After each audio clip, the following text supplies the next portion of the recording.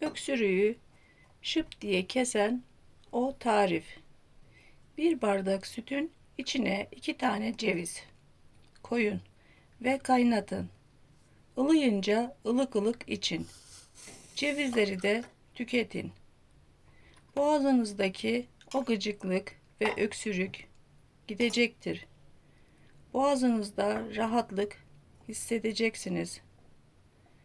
Mutlaka öksürüğünüz ve gıcığınız varsa bu tarifi deneyin.